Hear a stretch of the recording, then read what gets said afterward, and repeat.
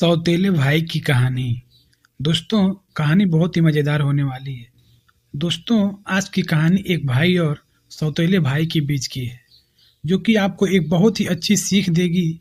तो आप इस कहानी को अंत तक देखिएगा। मेरा नाम अंजना है। मैं बहुत खूबसूरत थी और इतनी ज़्यादा खूबसूरत थी कि लोग मुझे देखते ही रह जाते थे, क्योंकि मैं पतली दुबली और कमसीन सी लड़की थी। मेरी हाइट 5 फुट 8 इंच की थी, इसलिए मैं और भी ज़्यादा खूबसूरत लगती थी।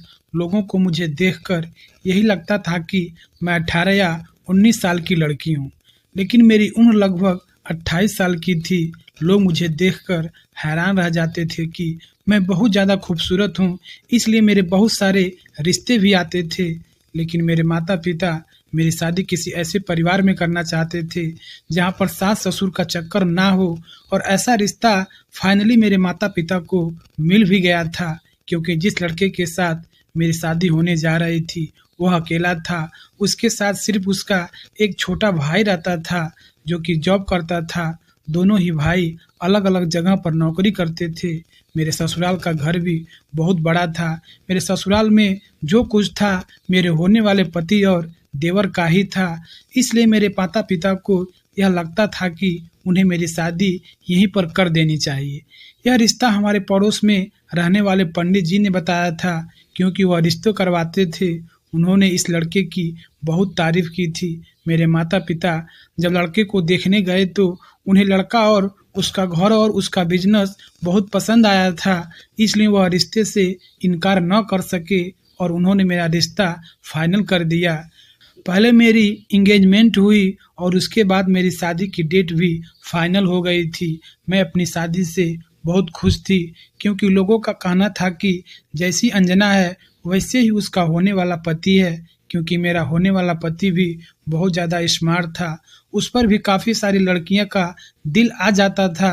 फाइनली मेरी शादी हो गई थी और मैं विदा होकर अपने ससुराल आ गई थी। मैं बहुत खुश थी। शादी की पहली रात मेरे पति ने मुझसे बहुत अच्छे से बात की थी, लेकिन एक बात बहुत अजीब थी कि उन्होंने शादी की पहली रात ही मुझसे कह दिया था कि तुम्हें मेरे भाई का बहुत ख्याल रखना है, उसे हमेशा अपने छोटे भाई की तरह समझना।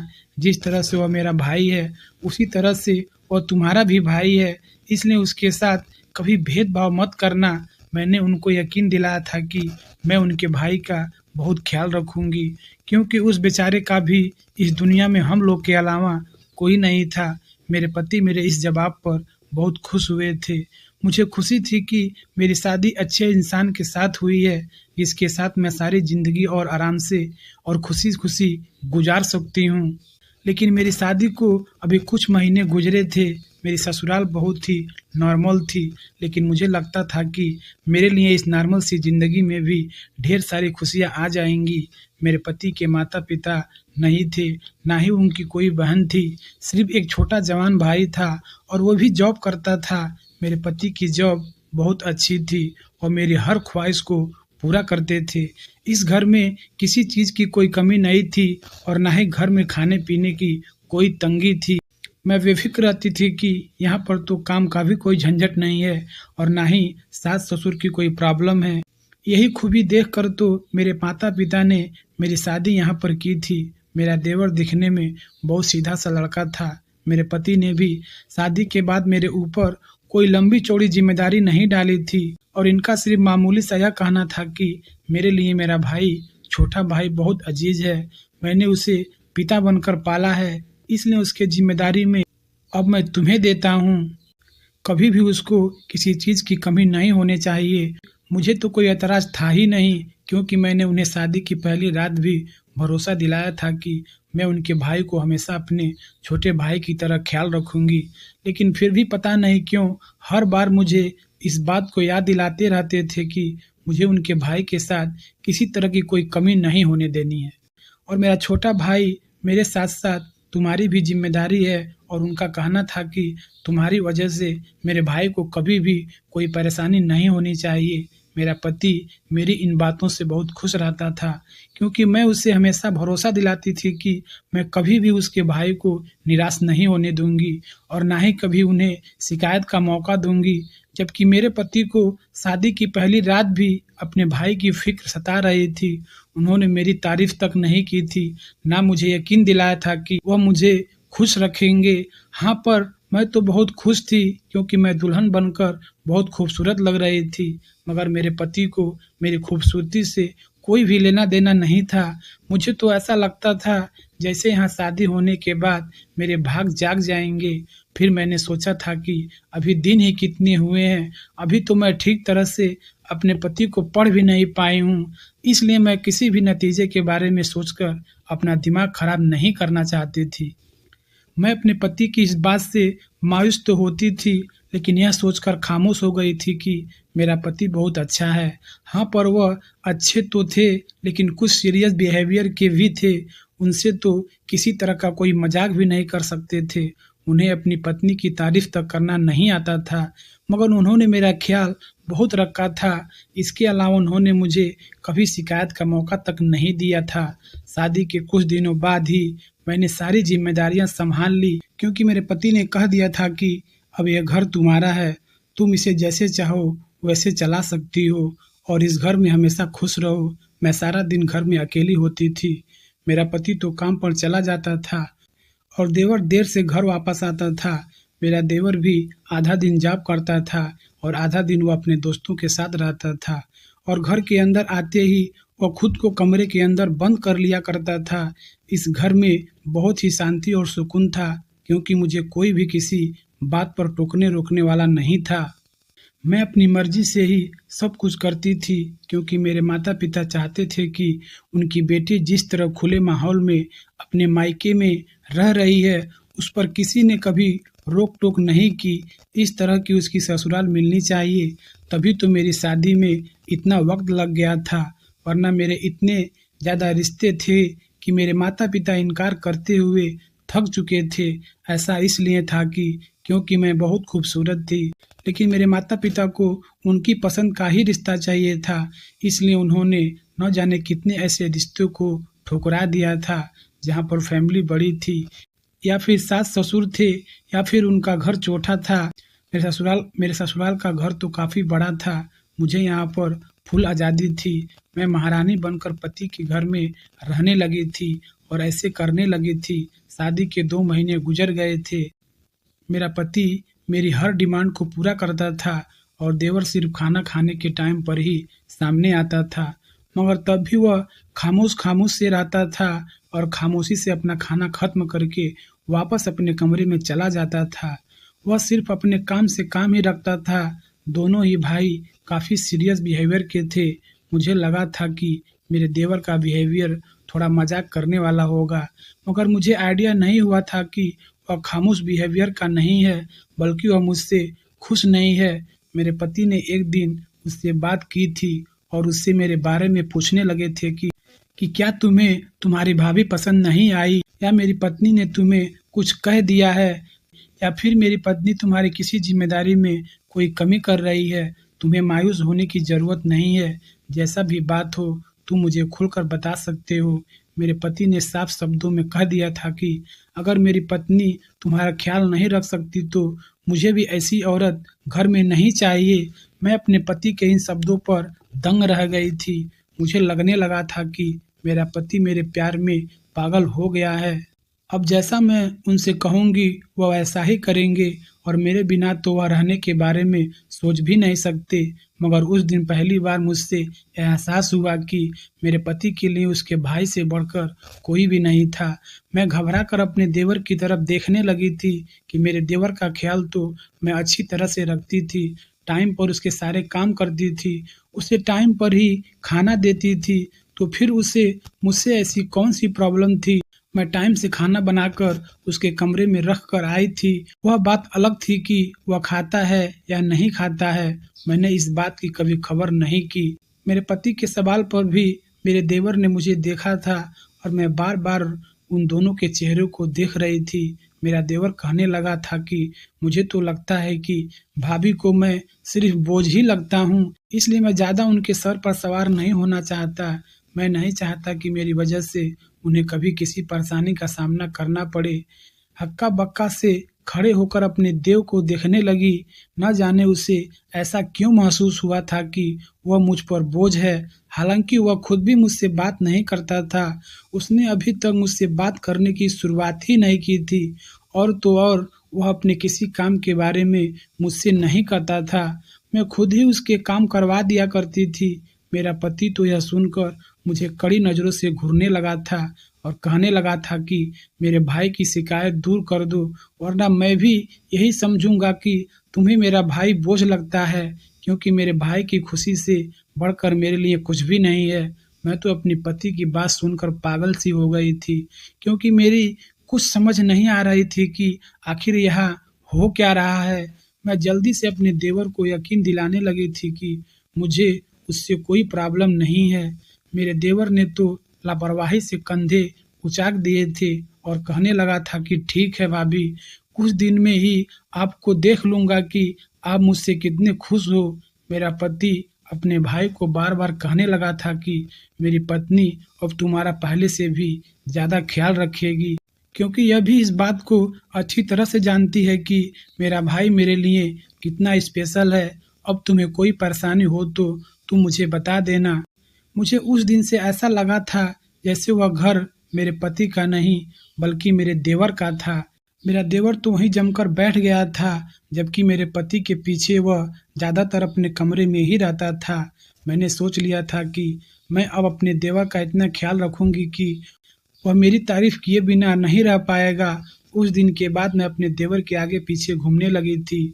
वह घर आता था तो उसे उसके कमरे में खाना देने जाती थी, और जब तक वह खाना नहीं खा लिया करता था तब तक मैं उसके कमरे से बाहर नहीं आती थी।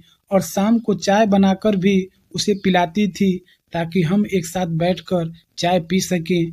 मेरा देवर मेरी इतनी सेवा पर मेरे साथ फ्री होने लगा था। अब वह जॉब से आने के बाद घर में ही रुकने लगा था। एक दिन वह मुझसे बातें करते हुए मेरी तारीफ करने लगा। वह समझ रहा था कि मैं बहुत कम उम्र की और नादान लड़की हूँ। जाहिर सी बात है, सब लोग ही मेरे बारे में ऐसा कहते हैं, क्योंकि मैं थी ही ऐसी। लेकिन अपने देवर के मुंह से भी इस बात को सुनकर मैं हंस पड़ी थी। मैं सच में बहुत खूबसूरत थी, और शादी के बाद तो मैं और भी ज़्यादा खूबसूरत हो गई थी, जबकि मेरी उम्र 28 साल की थी। फिर भी मेरा चेहरा मासूम लड़कियों जैसा लगता था, और मैं हमेशा ही ऐसे थी और अपनी उम्र से छोटी लगती थी। अपने देवर को भी जब मैंने अपनी उम्र बताई तो एक पल के लिए वह खामोश हो गया था। फिर बोला कि इस बात से क्या फ़र्क पड़ता है, मेरे देवर की उम्र तो 22 साल की थी। उसने ऐसा क्यों कहा था, मैं इस बात को समझ नहीं पाई थी, और मैंने सिर्फ हाँ में सिर हिला दिया था। मुझे महसूस हुआ था कि मेरा देवर अब मुझे हर टाइम गहरी नज़रों से देख रहा था।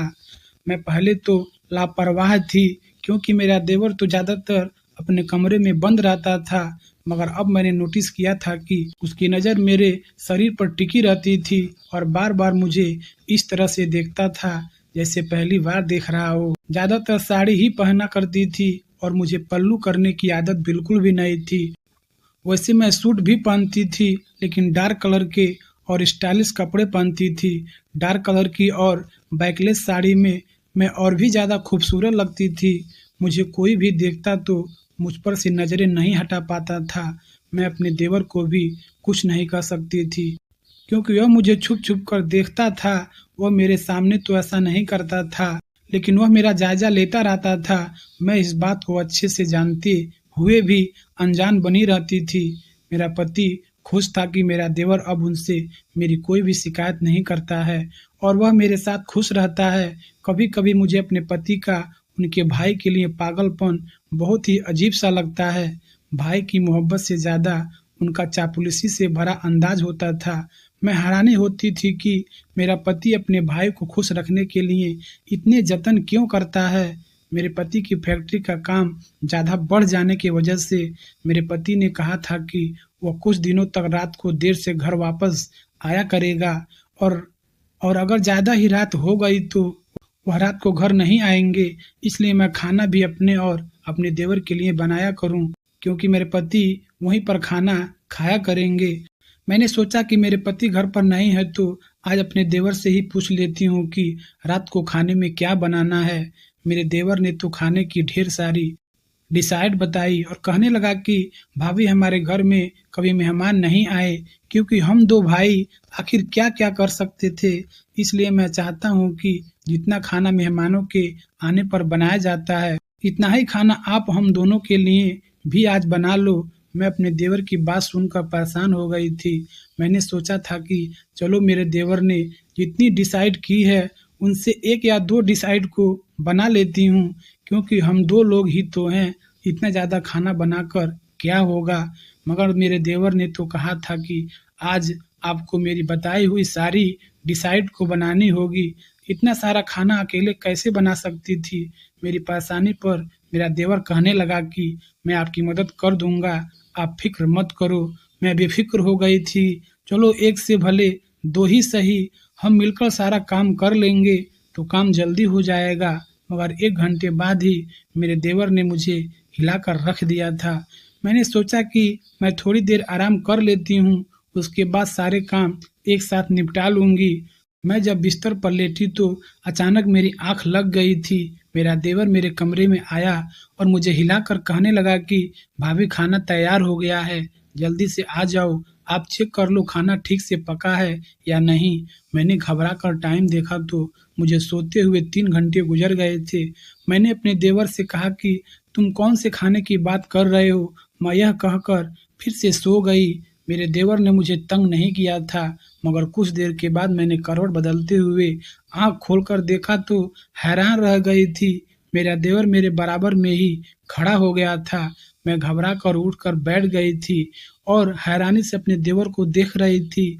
वह नज़रें छुपाकर कहने लगा, भाभी मैं किचन में जा रहा हूँ, आप भी आ जाओ, रात हो गई है, मैं खाने के टेबल लगा लेता हूँ। मेरा देवर कमरे से निकल गया, जबकि मैं काफ़ी देर तक अपनी ही जगह पर बैठी रह गई थी। मैंने टाइम देखा तो 8 बज रहे थे। मैं घबरा गई थी, क्योंकि मैं काफ़ी देर तक सोती रही थी।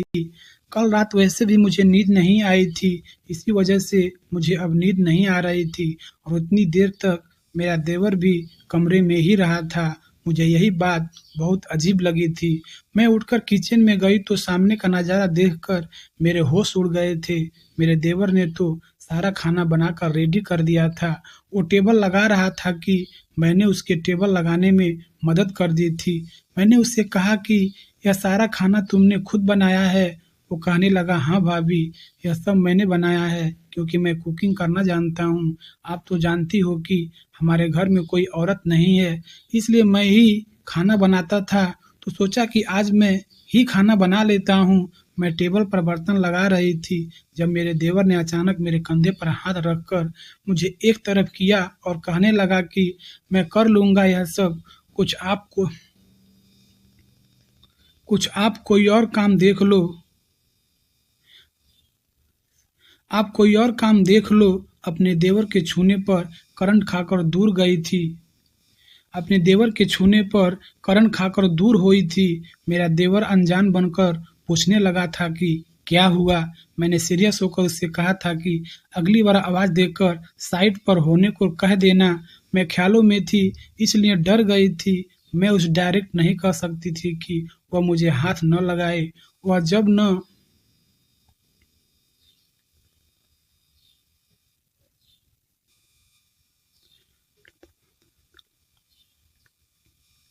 वह लापरवाह था वह लापरवाह था, इसके लिए यह कोई इतनी बड़ी बात नहीं थी। मेरी बात पर तो वह हंसने लगा था और कहने लगा था कि इसमें डरने वाली तो कोई बात ही नहीं थी, और ना ही आप इतनी बच्ची हो कि डर गई।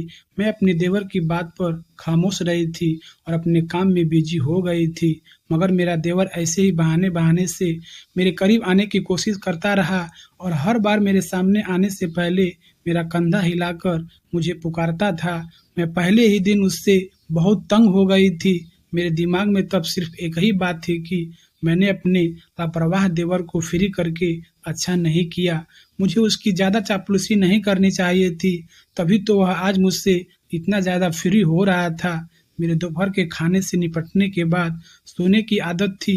यह मेरी बचपन की आदत थी, क्योंकि दोपहर का खाना खाने के बाद मेरे मायके सारे लोग ही सोते थे, इसलिए मैं भी सोया करती थी।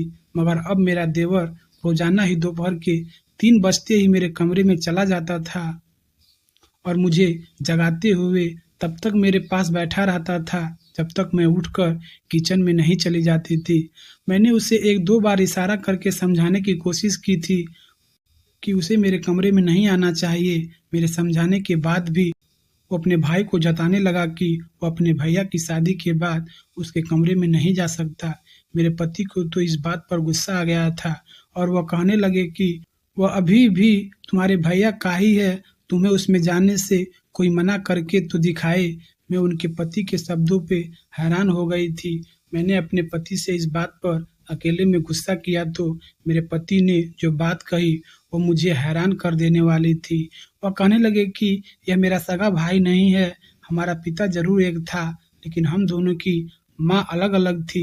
मैंने कभी अपने भाई को धुंधलापन नहीं दिखाया, इसलिए तुम भी उसका बहुत ख्याल रखना। बहुत मासूम है वो, तुम्हारे कुछ भी गलत करने पर वो अकेलापन महसूस करने लगेगा। मुझे यह बात अजीब लगी थी कि सौतेले भाई के लिए मेरा पति इतना पागल हो रहा है, जितना कि कोई अपने सगे भाई के लिए भी नहीं होता है। मुझे उस दिन बड़ी बेचैनी सी महसूस हुई थी। बात कुछ और थी, मेरा पति अपने छोटे भाई के सामने दब कर आता था। उस दिन के बाद मैं अपने देवर को कुछ भी नहीं कह सकी थी। अब तो वह मेरे साथ रात के खाने में भी मदद करवाया करता था और मुझसे बहाने-बहाने छेड़ता रहता था। मैं परेशानी का शिकार होने लगी थी, क्योंकि मैं आज़ाद ख़्याल की लड़की थी। अपनी ज़िंदगी में मैंने फैशन भी बहुत किए थे, मगर इतनी बेशर्मी नहीं थी कि देवर की गलत हरकतों को छेड़छाड़ समझकर नज़रअंदाज किए रखती। मैं तंग होने लगी थी। मैंने अपने पति से कहा तो वह कहने लगे कि मेरा भाई थोड़ा शरारती मिजाज का है, मगर वह बुरा नहीं है। उसके साथ ऐसी कोई बात मत करना जिसकी वजह से वह दुखी हो जाए। मैं अपने पति का मुंह देखती रह गई थी। मेरा पति मेरा कोई बात नहीं समझ पाया था और ना वो मुझ पर यकीन कर रहा था। मैं परेशान सी होने लगी थी कि अपने पति के पीछे में सुकून से यहाँ रह भी नहीं पा रही थी। मुझे अपने देवर के तेवर दलते हुए साफ महसूस हो रहे थे, मगर अभी भी वह हल्की-फुल्की सी छेड़खानी कर रहा था। मैं उसकी हर हरकत को पहचानने की कोशिश कर रही थी, इसलिए मैं भी उसे साफ शब्दों में कुछ नहीं कह सकी थी। हालांकि देवर की हरकतें अब मेरे लिए बर्दाश्त से बाहर हो गई थी। वह मौका मिलते ही मुझे बहाने-बहाने से छूने लगता था। रात के खाने के टाइम हम दोनों अकेले होते थे, क्योंकि दिन के टाइम पर मेरा देवर जॉब पर होता था और मैं अकेली खाना बनाती थी। रात के टाइम पर मैं उसी के साथ खाना खाती थी। मेरा पति जो वैसे भी किसी दिन घर आता तो किसी दिन नहीं आता था, और किसी दिन देर से आता था तो खाना खाकर ही आता था, और इतना ज़्यादा थका हुआ था कि आते ही वह सो जाया करता था। मजबूरन मैं अपने पति के बजाय देवर के साथ टाइम स्पेंड करने लगी। एक दिन खाना बनाते हुए मेरे देवर ने मुझसे कहा कि वह अपने दोस्तों को डिनर पर इनवाइट करना चाहता है। मैं वह दिन उसे बता दूं और वह अपने दोस्तों को घर पर बुला ले। मैं उसकी बात सुनकर परेशान हो गई थी। मैं पहले ही हर रोज़ उसके साथ घर पर अकेली होती थी, अब वह अपने दोस्तों को घर बुलाना चाह रहा था। मैंने उससे कहा कि मैं इसके बारे में तुम्हारे भैया से डिस्कस करके बता दूंगी। वह कहने लगा ठीक है। उस रात जब मेरे पति देर से घर वापस आए तो मैंने उनसे कहा था कि आपका भाई अपने दोस्तों को डिनर पर बुलाना चाहता है। मैं परेशान थी कि क्योंकि मैं रात को अकेली होती थी। मेरे पति ने कहा कि वो हर साल अपने फ्रेंड्स को छुट्टियों के सीजन में डिनर पर इनवाइट करता है। तुम खाना मत बनाना, वह बाजार से खाना ले आएगा, इसलिए तुम्हें और भी ज़्यादा आसानी हो जाएगी। मेरे पति को अपने भाई को मना करना चाहिए था, लेकिन वह तो इस बात पर खुश हो गए थे। मेरी परेशानी इन दोनों भाइयों के लिए कोई मायने नहीं रखती थी। मुझे मानना पड़ा और फिर 2 दिन के बाद मेरे देवर ने बाजार से खाने का इंतजाम कर लिया था। मैंने अपने पति से जिद की थी कि रात के खाने टाइम पर आप भी घर आ जाना। मैं जवान लड़कों की मौजूदगी में घर पर अकेली नहीं रहना चाहती। मेरे पति ने मुझे भरोसा दिलाया था कि अगर उन्हें टाइम मिलेगा तो वह ज़रूर घर पर आएंगे। उस दिन मैं घर के काम करते हुए बहुत परेशान हो रही थी और परेशानी से ही अपने पति का इंतजार कर रही थी। मेरे देवर के दोस्त रात होते ही घर पर पहुंच गए थे। वह 8 लड़के थे। मेरा देवर उन्हें लेकर घर के अंदर आ गया था और किचन में आकर कहने लगा कि भाभी, मेरे दोस्त आए हैं और वह आपसे मिलना चाहते हैं। मैं अपने देवर की इस बात पर घबरा गई थी क्योंकि मैं उसके दोस्तों से नहीं मिलना चाहती थी। मैं इंतजार कर रही थी कि जल्द से जल्द मेरे पति घर वापस आ जाए, लेकिन वह तो अभी घर नहीं आए थे। मैंने अपने देवर से कह दिया कि मैं उन लोगों के सामने नहीं आ सकती, उनसे नहीं मिलना चाहती। वह नाराजगी से मुझे घूरता हुआ पलट कर चला गया। मैंने अपने पति को कॉल किया तो उन्होंने माफ़ी मांगते हुए कहा था कि मैं तो काम में भूल ही गया था कि मुझे घर भी आना है। अब तो मैं बहुत बिजी हूँ, मुझे टाइम नहीं है, इसलिए मैं नहीं आ पाऊँगा। मुझे आने में देर हो जाएगी, तुम अकेली खाना खा लेना। मैं अपने पति की इस हरकत पर गुस्से का घूंट पीकर रह गई थी। मैंने गुस्से से अपने पति को कहा था कि अगर आप घर नहीं आए तो मैं भी अपनी माँ के घर चली जाऊंगी। यह कहकर मैंने कॉल को कट कर दिया। मेहमानों को खाना खिलाने के लिए मुश्किल नहीं था, मगर इतने सारे लड़कियों को मौजूदगी में अकेले होने से मुझे डर लग रहा था क्योंकि घर में मेरे अलावा कोई और दूसरी औरत मौजूद नहीं थी। मेरा देवर तो पहले ही मेरे साथ काफ़ी फ्री होता था, अब न जाने उसके दोस्त कैसे थे और यह सोचकर बहुत परेशानी हो रही थी। तभी अचानक मेरा देवर फिर से आ गया और जिद करने के अंदाज में कहने लगा कि भाभी, मेरे दोस्त मुझसे बहुत जिद कर रहे हैं, वो आपसे मिलना चाहते हैं, आप आकर एक बार उनसे मिल लो वरना वो लोग बुरा मान जाएंगे। मैं देवर की जिद पर अपना सर पकड़कर बैठ गई थी। वह मेरी कुछ सुनने को तैयार नहीं था। कहने लगा था कि मेरे दोस्त आपसे मिलना चाहते हैं, अगर वह जिद नहीं करते तो मैं भी आपसे इतनी जिद नहीं करता। उसकी बात मुझे परेशान कर रही थी। हार मानकर मैं उसके दोस्तों से मिलने के लिए चली गई थी, लेकिन वहां जाकर तो मेरे रोंगटे खड़े हो गए थे। वो लड़के शक्ल से काफ़ी लोफर लग रहे थे और मैं सामने गई तो मुझे सर से लेकर पैर तक घूरने लगे। उनकी नज़रों में कोई भी शर्म लिहाज नहीं था। मैं जल्दी से काम का बहाना बनाकर किचन में वापस आ गई थी। थोड़ी देर बाद मेरा देवर भी किचन में आ गया था। मुझे बताने लगा कि मेरे दोस्त तो आपको देखकर पागल हो गए हैं। वह कह रहे थे कि तुम्हारी भाभी तो बहुत खूबसूरत लड़की है। मुझे अपने देवर की बात बहुत बुरी लग रही थी। मैं खामोश रही थी, मगर मेरा देवर न जाने अपने दोस्तों से कैसे ये बातें सुनकर आया था। उसके तो अंदाज ही बदल चुके थे। मैं तंग होने लगी थी। बाहर उसके दोस्त बैठे हुए थे और अंदर किचन में वह मेरे सर पर सवार खड़ा हुआ था। मैं उसकी इन अजीब हरकतों पर घबरा रही थी और उस किचन से बाहर जाने के लिए कहने लगी। मैंने उससे कहा कि तुम यहाँ क्यों खड़े हो? तुम बाहर जाकर अपने दोस्तों को टाइम दो। मेहमानों को अकेले छोड़ना अच्छी बात नहीं होती है। वह हंसकर कहने लगा कि मेरे दोस्त चाहते हैं कि मैं आपकी मदद कर दूं और मुझसे नाराज हो रहे हैं कि तुम अपनी भाभी से अकेले काम करवा रहे हो। वह सब तो खुद आपकी मदद करवाना चाहते हैं, मगर मैंने उन्हें रोक दिया। मेहमानों का काम करवाना अच्छा नहीं लगता है। मैं उसकी इस घटिया बात पर कुछ बोल नहीं पाई थी। खाने का टाइम हुआ तो सब लोग खाने के टेबल पर बैठ गए थे। मैंने खाने की टेबल लगा दी और किचन में आ गई थी। मैंने सोच लिया था कि मैं किचन में खड़े होकर खाना खा लूंगी, मगर मेरा देवर किचन में आ गया और कहने लगा, भाभी आप भी हमारे साथ खाना खा लो, सब लोग आपका इंतजार कर रहे हैं। यह कहकर मेरा देवर किचन से बाहर चला गया। मैं हक्का बक्का रह गई थी और मुझे अपने दोस्तों के सामने ले जाने बार बार कोशिश कर रहा था। मैं फ्रिज से ठंडा पानी निकाल कर बाहर टेबल पर रखने गई तो वह लोग मुझे घूर घूर कर देख रहे थे और आगे बढ़कर मेरी मदद करने लगे। मैं इस हाल से बहुत तंग आ गई थी। वह सब लड़के मेरी इर्द गिर्द घूमते हुए काम करवा रहे थे। कोई भी खाना खाने नहीं बैठ रहा था, बल्कि बार बार मेरे इधर उधर टहल रहे थे। मुझे ऐसा महसूस होने लगा था कि उनकी नज़र मुझ पर जमी हुई है। मेरा देवर इन सब लोगों से कहने लगा कि भैया घर पर नहीं आएंगे, वह रात को देर से ही आते हैं। यह बात तो सुनकर वह सब लोग मुझसे जिद करने लगे थे कि मैं भी उनके साथ बैठकर खाना खाऊं। मुझे बहुत ज़्यादा घबराहट सता रही थी। इससे पहले मैं माफ़ी मांगने के लिए कुछ शब्द कहती, तभी मेरा पति घर पर पहुंच गया था। तब जाकर मेरी सांस में सांस आई थी। खाना खाने के बाद मेरा देवर अपने दोस्तों को अपने कमरे में ले गया था। मेरा पति मुझसे नाराज होने लगा कि मैंने इतनी सी बात को इतना क्यों बढ़ावा दिया और उसे जल्दीबाजी में घर क्यों बुला लिया। मैं बेफिक्र होकर अपने पति की बातें सुनती रही। जो भी था वो मेरे कहने पर घर तो आए ही थे, यही बात मुझे सुकून दे रही थी। मैं अपने देवर के दोस्तों के लिए चाय बनाकर उनके देने के लिए गई तो उसके दोस्तों की बातें सुनकर शॉक्ड रह गई थी। मेरा हाथ पैर कँपने लगा था। परेशान सी होकर वापस पलट आई थी और अपने देवर को बुलाकर मैंने उसे चाय ले जाने के लिए कहा।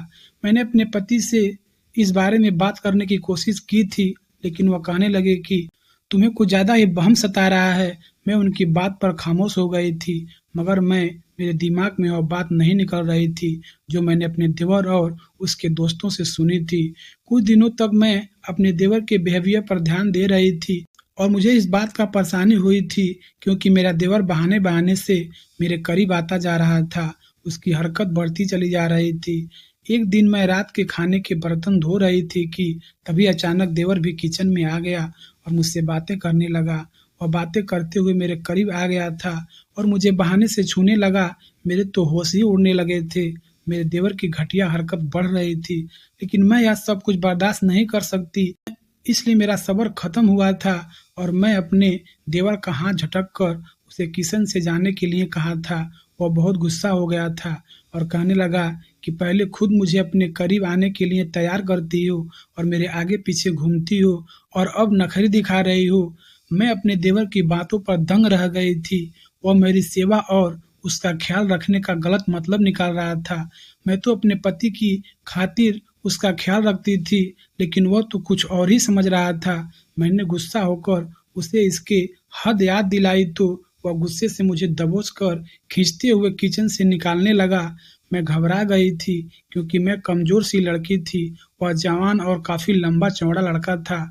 उसने उससे अपने आप को नहीं छुड़ा पा रही थी क्योंकि उसने मुझे काफ़ी मजबूती के साथ पकड़ा हुआ था। मेरे लिए खुद को छुड़ाना काफ़ी मुश्किल हो गया था। वह ज़बरदस्ती मुझे अपने कमरे में ले जाने की कोशिश कर रहा था। मैं उसके इस मशक्क़त को जानकर डर गई थी। मेरे पति के घर वापस आने में अभी काफ़ी टाइम था। मुझे कुछ दिनों पहले अपने देवर के कमरे से उसके दोस्तों की यह बातें याद आ गई थी जब वो मेरे देवर को एडवाइस दे रहे थे कि तुम अपनी भाभी को पसंद करते हो तो उसे मना लो और अपनी मोहब्बत का यकीन दिलाओ। तुम अपने भाई से ज़्यादा अच्छे और स्मार्ट हो। तुम्हारी भाभी तुम्हारे साथ ज़्यादा खुश रहेगी। ज़रूर उसके दोस्तों ने ही उसके दिमाग को खराब कर दिया था। वो मुझे घसीट कर ले जा रहा था, मगर मैं अपनी इज्जत का इस तरह सौदा नहीं कर सकती थी। इसलिए मैंने अचानक झटके से अपना हाथ छुड़ाकर तेज-तेज कदमों से दरवाजे तक भागकर आ गई थी। मेरा देवर पागल हो गया था और मुझे पकड़ने की कोशिश कर रहा था। घर का गेट तो उस टाइम खुला ही रखती थी ताकि मेरा पति घर आए तो उसे दरवाजे पर दस्तक नहीं देनी पड़े। मुझे इस बात का फ़ायदा हुआ था और मैं घर से भाग गई थी। मेरे देवर ने मेरा पीछा किया था, मगर मैं उससे पहले भागकर काफ़ी दूर गई थी और वह गलत रास्ते में मुझे ढूँढने के लिए निकल गया था। मेरे पेरेंट्स का घर काफ़ी दूर नहीं था, मुझे फासले पर ही था। इतना ही था कि मैं पैदल आराम से वहाँ तक जा सकती थी। मुझे बहुत देर लग गई थी, मगर मैं अपने घर पहुँच गई थी। मेरे माता-पिता मुझे रात के टाइम पर इस तरह से देखकर घबरा गए थे। मैंने उनको झूठी तसल्ली दी, मगर अकेले में मैंने अपनी माँ को सब कुछ बता दिया था। मेरी माँ को तो यह बात सुनकर बहुत ज़्यादा गुस्सा आया था और वो कहने लगी, ठीक है, तुमने अपने देवर को इतना अपने सर पर क्यों चढ़ाया था? हमने तुम्हारी शादी जिससे की थी उसे खुश रखना तुम्हारा काम था, मगर तुम तो अपने देवर को खुश करने में लग गई। मैंने रोने लग गई थी। अब मैं क्या करूं? खुद को बचाने के लिए जो कदम उठाई थी, उसके बाद मुझे यही यकीन था कि मेरा पति मुझे डिवोर्स देकर मुझे वापस घर नहीं बुलाएगा। मेरी माँ भी इस बात पर अफ़सोस करने लग गई थी और कहने लगी थी कि मैं तुम्हारे देवर से तुम्हारी छोटी बहन की शादी के बारे में सोचने लगी थी। तुम अकेले इस घर में राज करती हो तो सोचा कि दोनों बहन मिलकर सारी ज़िंदगी इस घर में राज करेंगी। मैं तो अपनी परेशानी में थी, न जाने घर से भागने की हरकत पर मेरा पति क्या समझता। मैंने अपनी माँ से मोबाइल लेकर अपने पति को फ़ोन किया था। जैसे मैंने सोचा, मेरे पति ने मुझे वैसा ही सवाल किया। वह कहने लगे कि मैं भी घर आया हूँ। मेरे भाई ने बताया कि तुम जल्दी में घर से निकल गई हो। उन्होंने कहा कि रात के टाइम पर इतनी जल्दी तुम कहाँ गई हो? मैंने फ़ौरन ही उनसे झूठ बोल दिया कि मेरी माँ की तबीयत खराब थी, कुछ ठीक नहीं थी। उन्होंने मुझे फ़ोन किया था, मैं परेशान हो गई थी और घबराहट में मैं घर से निकल आई थी। मेरे पति ने कहा ठीक है, मैं तुम्हें लेने के लिए आ रहा हूँ। मैं हैरान हो गई थी, मामला इतनी आसानी से कैसे सुलझ गया था। अपना घर बसाने की फ़िक्र में मुझे इस टाइम अपने देवर का भी ख़्याल नहीं आया था, जिसकी वजह से मैं घर से बाहर आई थी। मेरा पति मुझे लेने के लिए आया तो मेरी माँ ने उसे अकेले में सब बात बता दिया और कहा कि बेटा तुम समझदार हो, इसलिए अपने भाई को समझाओ कि वह ऐसी हरकत ना करे। लड़के तो जवानी में कई गलतियां कर बैठते हैं, मगर अपने भाई को समझा दो, बल्कि तुम उसकी शादी करा दो ताकि वह रिश्तों की हद ना भूले। मेरी माँ को यकीन था यह सब सुनकर मेरा पति जरूर कोई कदम उठाएगा। माँ की बात सुनकर मेरा पति शर्मिंदा सा होकर बैठ गया था। मैं उसके साथ घर की तरफ गई तो रास्ते में रोते हुए मैंने पति को सब बता दिया था। मुझे लगा घर जाकर वो अपने भाई को डांटेगा, मगर वह मुझसे ही रिक्वेस्ट करने लगा कि तुम इस बात को अब जाहिर मत करना, ऐसे रिएक्ट करा जैसे कुछ जानता ही ना हो, बल्कि तुम ही उससे माफ़ी मांगकर उसे राजी कर लेना। वह कहने लगा कि मेरी मजबूरी को समझो, अगर तुमने मेरे भाई को राजी नहीं किया तो मेरा नुकसान हो जाएगा। मैं हैरान रह गई थी कि अपने भाई को खुश करने के लिए मेरा पति मुझे इस हद तक गिराने के लिए तैयार था। मैं समझ नहीं पाई थी कि आखिर मेरा पति ऐसा क्यों करता था। सौतेले भाई से इतनी मोहब्बत मेरी तो समझ नहीं आ रही थी। मैं परेशान हो गई थी कि जिस डर से घर से भागी थी और मेरे सर पर वैसा का वैसा ही लटका हुआ था। मैं घर पहुंची तो देवर सामने नहीं आया। अगले दिन जब मेरे पति फिर से काम पर चले गए तो डर रही थी कि अब फिर से मेरा देवर कोई गलत हरकत ना करे। मेरे पति को गए हुए अभी 10 मिनट गुजरे थे कि अचानक मेरा देवर मेरे कमरे में आ गया और मुझसे आकर माफ़ी मांगने लगा। उसको ऐसे शर्मिंदा देखकर मैं हैरान रह गई थी। उसने मुझसे कहा, भाभी मुझे माफ़ कर दो, कल मैंने जो भी कुछ किया वो मेरा गलती था, लेकिन मैं आपसे प्यार करता हूँ। आप मुझे बहुत अच्छी लगती हो और मैं आपसे शादी करना चाहता हूँ। आप कुछ भी करो, भैया से डिवोर्स ले लो और मुझसे शादी कर लो, पर आपने ऐसा नहीं किया तो मैं आपकी इज्जत खराब कर दूंगा, क्योंकि मैं आपका दीवाना हो चुका हूँ। मैं आपके बिना अब नहीं रह सकता। अपने देवर की इस बात पर मैं और भी ज़्यादा डर गई थी और उससे बचने की कोशिश कर रही थी, लेकिन मेरा देवर बातें करते हुए धीरे धीरे मेरे करीब आने की कोशिश कर रहा था और वह धीरे धीरे अपना हाथ मेरी तरफ बढ़ा रहा था। उसकी आंखों में एक अजीब सा जुनून था। मैं जाने ही वाली थी कि अचानक मेरा पति कमरे के अंदर दाखिल हुआ और उसने मेरे देवर को गिरेबान से पकड़ लिया और देवर को एक जोरदार थप्पड़ मारा। यह सब देखकर हैरान रह गई थी कि आखिर मेरा पति घर कैसे आया था। मेरे पति ने मेरे देवर से कहा कि मैंने तुझे हमेशा सगे भाई से बढ़कर प्यार किया था। मुझे तेरे ऊपर शक तो तभी से हो रहा था जब से मेरी पत्नी मुझे तेरी इन हरकतों से आगाह कर रही थी, लेकिन मैंने सोचा कि वह झूठ बोल रही है। यह तो अच्छा हुआ कि आज मेरा मोबाइल घर पर ही रह गया। मुझे रास्ते में याद आया कि मेरा मोबाइल घर पर ही है। अभी मैं ज़्यादा दूर तक नहीं गया था, इसलिए मैं लेने के लिए आ गया। यही वजह है कि आज मेरे सामने तेरी सारी हकीकत खुलकर आ गई। तू कितना घटिया इंसान है। मेरे देवर ने मेरे पति से कहा कि तुमने मेरे ऊपर हाथ कैसे उठाया। उसने फौरन मेरे पति को झटक दिया और कहने लगा, तुम जानते हो ना कि यह सब कुछ मेरे नाम पर है। मैं तुम्हें अभी खड़े खड़े इस घर से निकाल सकता हूँ। मेरे पति ने कहा कि तुम क्या मुझसे इस घर से निकालोगे? मैं खुद यह घर छोड़कर जा रहा हूँ जहाँ पर मेरी पत्नी की इज्जत को खतरा है। मैं उस जगह को खुद ही छोड़ रहा हूँ। दरअसल मेरा देवर मेरे ससुर की दूसरी पत्नी का बेटा था और मेरा पति उनकी पहली पत्नी का बेटा था। मेरे ससुर की दूसरी पत्नी ने चालाकी से सारी जायदाद अपने सगे बेटे के नाम करवा ली थी और अपने सौतन का बेटा मतलब मेरा पति उनके नाम कुछ भी नहीं करवाया था। यह सब कुछ जो भी था मेरे देवर के नाम पर था। यही वजह था कि मेरा पति इस घर में खामोशी से रहना चाहता था और अपने सौतेले भाई को उसने हमेशा सगे भाई की तरह प्यार किया था। यही बात उनको मजबूर कर रही थी। मेरे पति के सामने आज उसके सौतेले भाई की हकीकत खुलकर सामने आ गई थी। मेरे पति ने कहा था कि मुझसे बहुत बड़ी गलती हो गई। मैंने अपने सौतेले भाई पर यकीन किया, क्योंकि सौतेला तो सौतेला ही होता है और वो कहीं पर भी अपना सौतेलापन दिखा देता है। उस दिन मेरे देवर और पति की बहुत लड़ाई हुई थी। मेरे पति ने अपना और मेरा सामान पैक करवा लिया था। उसके बाद हम दोनों वह घर छोड़कर चले गए थे और हम लोग दूसरे शहर में जाकर किराए के मकान में रह रहे हैं। यहाँ पर मेरे पति की नौकरी भी अच्छी जगह पर लग गई है। अपने पति के साथ अब मैं बहुत खुश हूँ, क्योंकि भगवान की करनी अच्छी थी कि मेरे पति के सामने अपने सौतेले भाई की हकीकत खुलकर आ गई थी, वरना तो मैं उस दिन अपनी इज्जत को खो बैठती। आप लोगों से रिक्वेस्ट करना चाहती हूँ कि किसी पर भी आंख बंद करके भरोसा नहीं करना चाहिए। कोई भी इंसान बिना मतलब के आपके साथ अच्छा नहीं बनता। हर किसी का कोई न कोई मतलब जरूर होता है। दोस्तों, ये कहानी कैसी लगी कमेंट में जरूर बताना। वीडियो अच्छा लगा हो तो चैनल को सब्सक्राइब करके बेल आइकन को ऑन कर लेना।